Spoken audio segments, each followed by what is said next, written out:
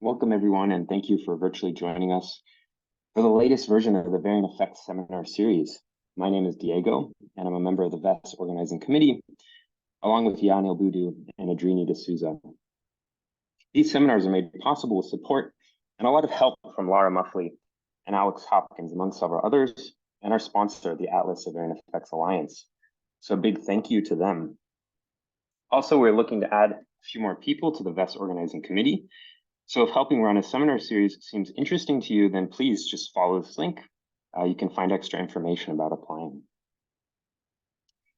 As a reminder, we're always on the lookout for potential speakers for future seminars. If there's anyone you'd like to see present, or if you're interested in sharing some of your own work, then feel free to submit a speaker nomination form.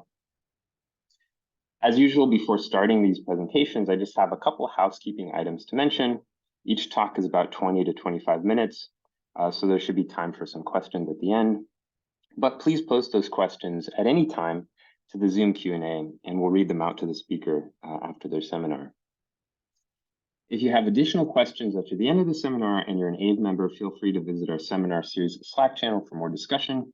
And finally, we're posting updates on our Twitter account, so be sure to follow us there at Variant Effects. You can watch the seminar today and previous presentations that have been recorded on our affiliate CMAP YouTube channel. You don't have to worry about copying these URLs. I'm going to post them to the chat once we get started. All the details of this seminar series can be found on our website, including a regularly updated schedule of upcoming speakers. And for the last housekeeping item, this is rarely an issue, but as a reminder, please be considerate when posting comments or questions. We expect everyone to be respectful and use welcoming and inclusive language. So without further ado, we have two excellent speakers scheduled for today's presentation. Xiaoyi Li is a postdoctoral fellow in the Shendure Lab in the Department of Genome Sciences at the University of Washington.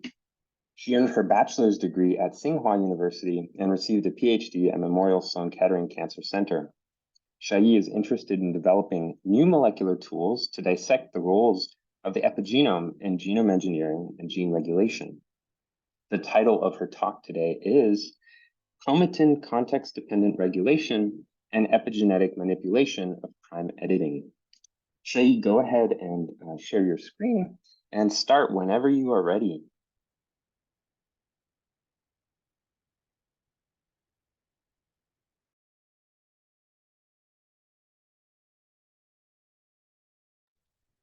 Can everyone see my slide?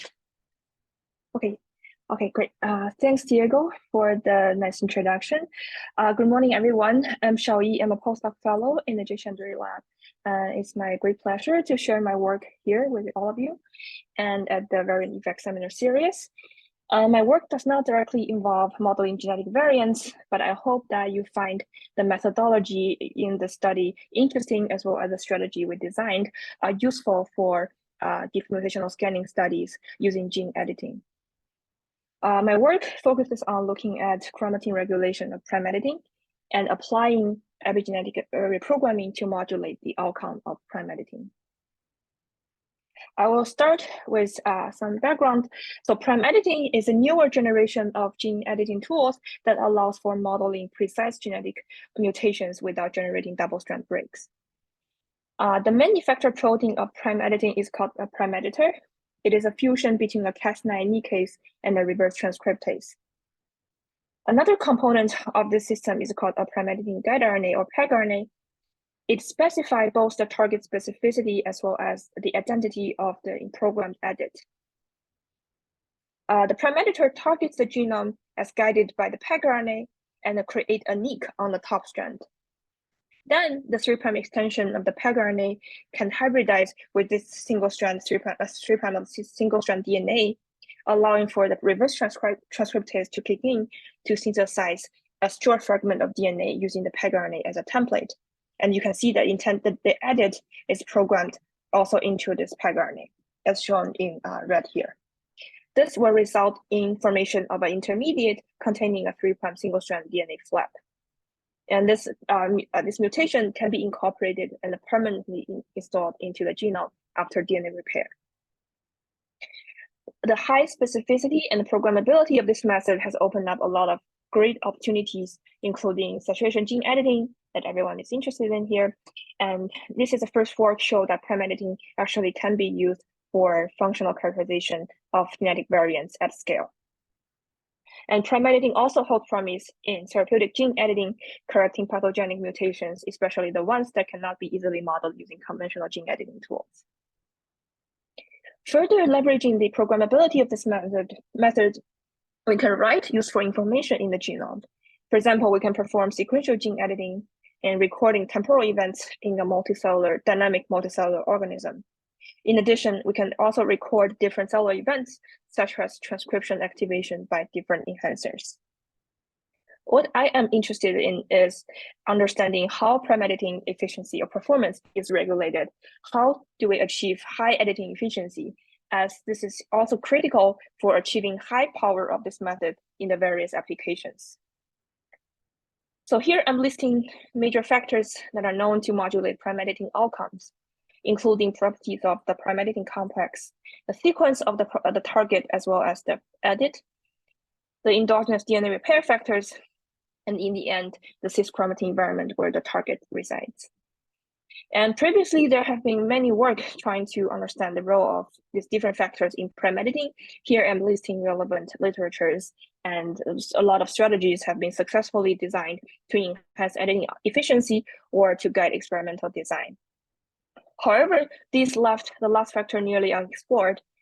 And as we know that the DNA does not stay as a naked molecule, it is packed with protein into chromatin. And the epigenome can affect this process in many different ways, from generation of the DNA lesion to repair of the break.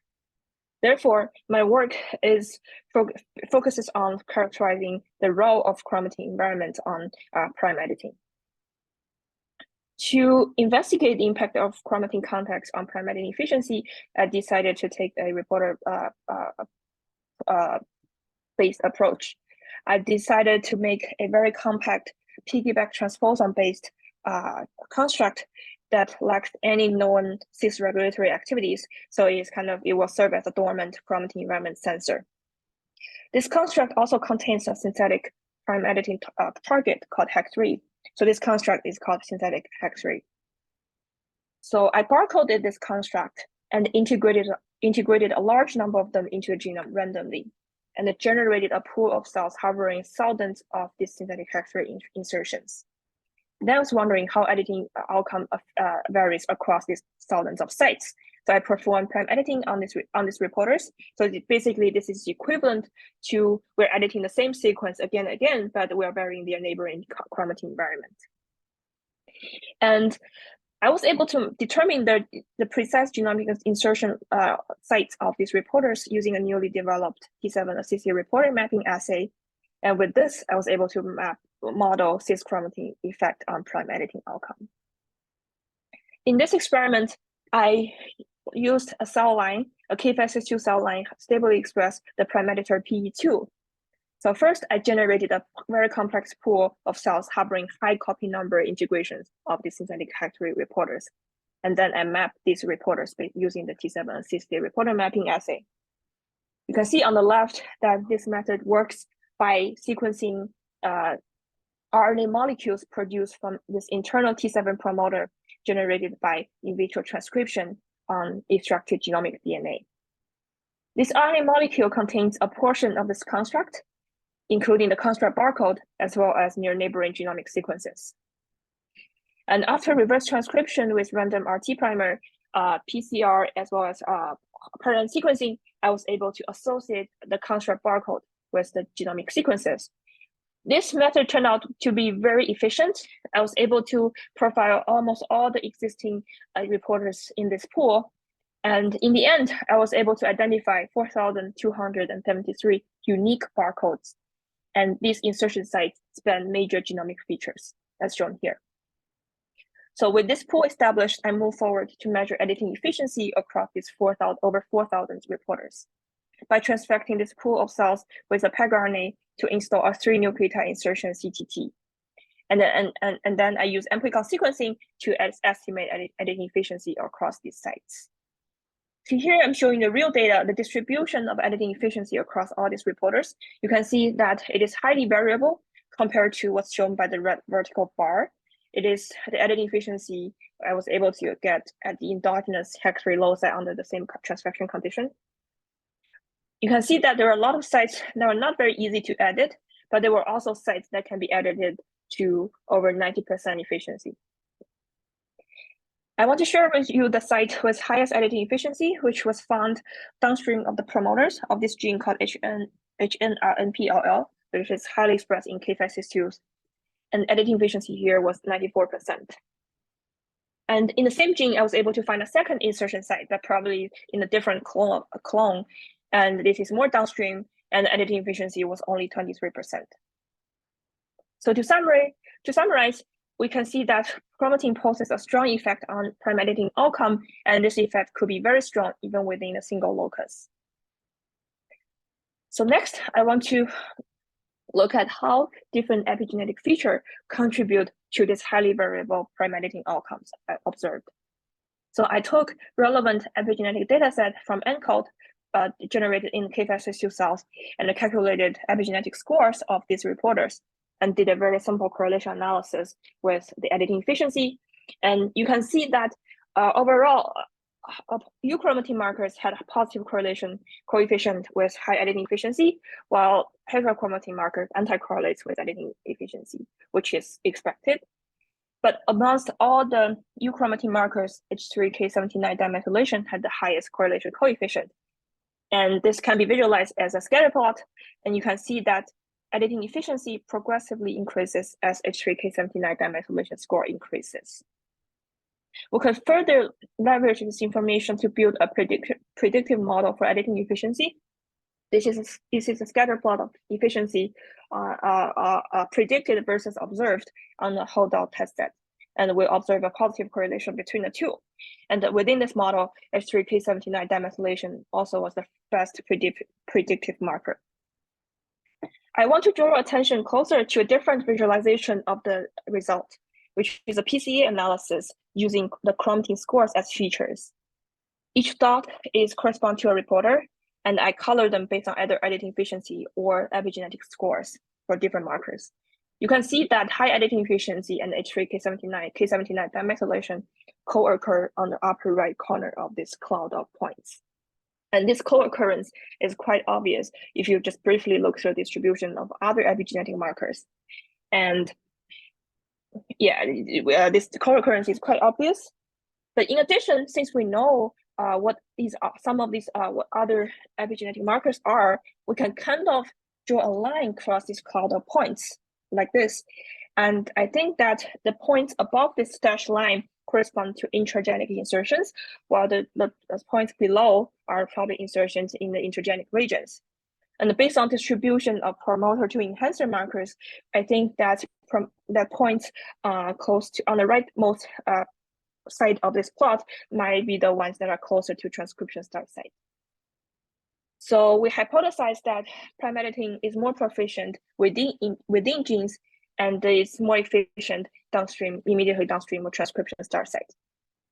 This hypothesis actually can be nicely supported by the nature of this H3K79 dimethylation mark, as it is a histone modification deposited by this enzyme called DOT1L, which is a component of the transcription elongation complex. So this histone modification is mostly found in actively transcribed genes and is enriched downstream of promoters.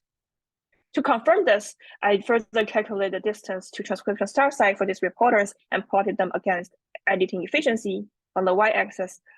You can see that highest editing efficiency was observed immediately downstream of transcription start site, and this difference was more drastic if we look at sites overlap with highly expressed genes, as shown in magenta here. Therefore, we conclude that proximity to transcription start site and high transcription activity can drive high editing efficiency. I want to share with you another piece of analysis we did, where we compared prime editing activity to Cas9 activity on the same set of reporters. I measured Cas9 indel formation frequency in these reporters after 1, 2, or 4 days of transfection of Cas9 RNP. And first thing you can see that is that Cas9 is way more efficient than prime editing. sites that were kind of difficult to be edited with prime editing can be edited to near saturation by Cas9 at day 4. And if we project Cas9 activity onto the 2D, the PCA plot, you can see that unlike prime editing, Cas9 activity was not restricted only to downstream of promoters. It is equally proficient upstream and downstream of promoters. And the activity kind of decreased a little bit as we move away from the promoter, but this difference was kind of very small and very minimum at day 4. So nearly all sites were edited to near saturation. Therefore, I think that chromatin poses a stronger effect on prime editing outcome compared to Cas9, and the phenotype, the highly variable editing outcome we observed was very specific to prime editing. So in the first section, I've introduced a reporter assay, and we were able to model cis chromatin effect using prime editing outcome, and I showed that high transcription activity positively correlates with high editing efficiency. So in this section, I want to see whether we can confirm this link between transcription activity and editing outcome, as well as whether we can modulate or change prime editing outcome by changing the epigenetic environment surrounding the targets. And in this first experiment, I want to figure out whether we can downregulate editing efficiency if we silence the transcription of the underneath gene. For gene silencing, I chose the epigenetic reprogramming tool developed by the Jonathan Weissman group called CRISPR-Off. It can cause like prolonged epigenetic silencing of target promoter after only transient transfection. So in the first experiment, I chose a K562 cell line covering 28 synthetic HEX3 reporters. And I chose 3 target genes. You can see that each of them contain an intronic synthetic HEX3 reporter as shown by the red bar here. I decided to silence them using CRISPR-Off, so I designed paired guide RNA targeting their promoters, and transfected this guide RNA along with CRISPR-Off, and sorted out transfected cells and waited for them to expand, and then perform prime editing, and then use amplicon sequencing to measure editing efficiency. And you can see that as a result, compared to non-targeting control, we observed highly specific downregulation of editing efficiency of the synthetic HEC reporter in the targeted gene. And the reduction of editing efficiency was on par with the reduction in mRNA expression for the corresponding targets. This result confirms that prime editing outcome is tightly regulated by the transcription status of the underneath gene. And more importantly, it shows that we can modulate prime editing outcome by epigenetic reprogramming. So next, since we can downregulate editing efficiency, we were wondering for sites within non-transcribing genes, whether we can enhance editing efficiency there by transient gene activation. So in this experiment, instead of working with synthetic HEC reporters, I chose 4 endogenous loci. I did this in a K562 cell line, stably expressing the CRISPR activation machinery, the Cas9VP64. And I activated the 4 targets using CRISPR-A by transfecting dual guide RNAs targeting upstream their promoters.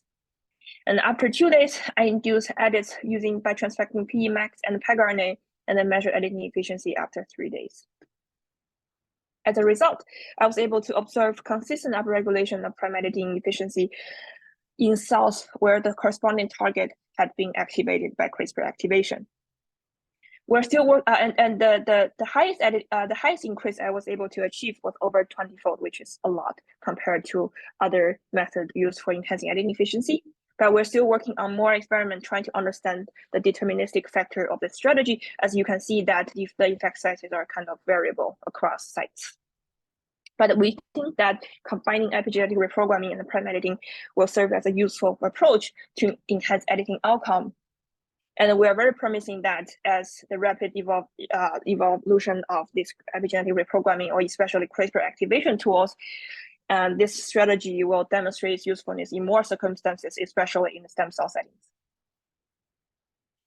And in the last section of the talk, I want to briefly share with you how we further leverage the system we established to interrogate chromatin context-dependent regulation of prime editing by transacting DNA repair factors using pooled genetic screens.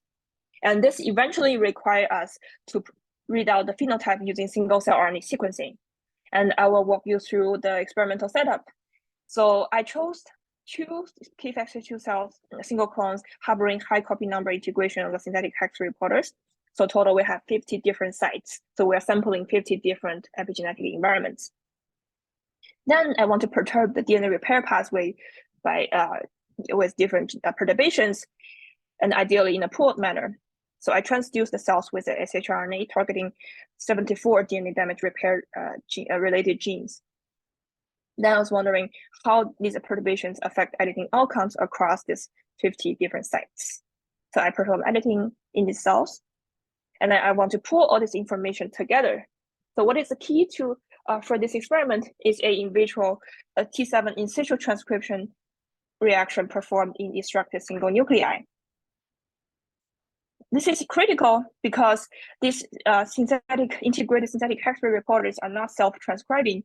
So we need this in situ transcription to drive expression of RNA molecule from this construct containing both their location barcode as well as editing outcomes. And this in situ transcription was also essential for increased RNA abundance of shRNA in the nucleus, which is critical for downstream feature recovery in our single-cell RNA-seq pipeline. The single-cell RNA-seq pipeline I used was a 3-level combinatorial indexing RNA-seq developed in our lab. Compared to 10x, it is more scalable, it is cheaper, and we can provide millions of cells in one experiment. And as it was developed in our lab, it's easier for me to hack. So at the end, I was able to co-profile the cellular transcriptome, the perturbation shRNA received by each individual cell, as well as prime-editing outcome recorded across these various pre-integrated synthetic hex reporters. Of course, I will skip all the analysis steps. I want to just briefly show you results. So I was able to identify lots of candidate shRNAs having significant effect on editing outcome on these reporters. And if we order this shRNA based on their target identity, we saw a lot of enrichment, a lot of familiar names. For example, members in the mismatch repair pathway, MH1, PMS2, knocking down which will lead to the upregulation of prime editing. I want to highlight one result from the screen, which is this gene called HLTF. And knocking down this gene causes upregulation of prime editing efficiency. However, when we inspected its effect across sites, we found that the response was quite heterogeneous. You can see that lots of sites we were able to see upregulation, but certain sites were not really responsive, especially compared to their neighboring sites with similar starting editing efficiency. So we did a brief analysis. We grouped these unresponsive sites and look at where they are. And I found that they were probably preferentially enriched in intergenic or non-transcribing genes, suggesting that transcription might play a role in determining the response to HLTF here. But more work is being done to fully understand the mechanism behind here. But I think that this method set up a very useful framework to identify chromatin context-dependent regulation of prime editing by these transacting DNA repair factors. To summarize the talk, first I've shown you that we established a reporter assay, and by using a very efficient T760 reporter mapping method, I was able to characterize the cis chromatin effect on prime editing, and I was able to identify proximity to transcription start site as well as active transcription are main driver of high editing efficiency. And we also showed that prime editing efficiency can be modulated by epigenetic reprogramming. And more importantly, we developed a strategy to enhance editing outcome by transient gene activation. And we think that this method can work in parallel with other methods to enhance editing efficiency because it works through a totally parallel pathway. And in the end, I share with you our effort in dissecting chromatin context-dependent regulation of prime editing by DNA repair factors, and we identified that HLTF might work as a context-dependent repressor of prime editing. So with this, I want to close by thanking all the Shandori Lab members for creating a great, nice lab environment. And I want to thank my mentor, Jay, for providing critical help in this development of this project. I also want to thank all the co-authors, people highlighted here, for help in many different ways. And without their help, this project cannot really be done. So thank you all for listening, and happy to take any questions you have. Okay, thank you very much for this great presentation. We can start. There is a question from the audience. So from Atina Coat, just for clarification, is the prime editing efficiency determined from guide DNA or from RNA? Oh, it was the for the pooled assay was determined from guide RNA. Oh, sorry, from gDNA. Sorry, I was reading the question as well. Sorry. Yeah. Okay. Yeah. Okay. So perfect. So I think in terms of other questions, there are none from the audience, so we can ask one. Oops, sorry. So do you think that the prime editing context screen would be different in another cell type? Prime editing context. Yeah, this is something we are actively trying right now. I don't know, but we're doing. But for one thing I can say is that we are trying to for the epigenetic reprogramming approach, we're trying that in different cellular contexts. For example, in stem cells, seems like transcription activation can also increase editing efficiency there. So probably I think a portion of that regulation can be maintained in different cellular contexts. Yeah. So I think I'm waiting to see if there's other questions from the audience.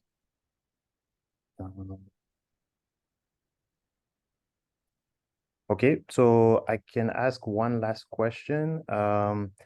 So why do you hypothesize that there is a difference between the result of chromatin context on Cas9 versus prime editing? Oh, this is something we're still trying to investigate, because for Cas9, it is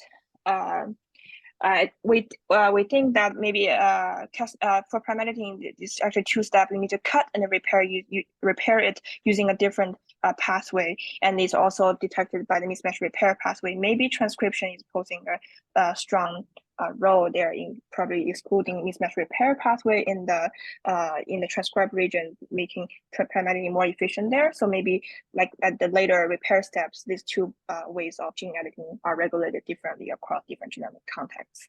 I think that's why, but we're still trying to further dissect the detailed mechanism there and try to understand whether, yeah, like how transcription poses an effect on each step. Okay. Yeah. All right. Very nice. So thanks again. So we'll move to the next speaker.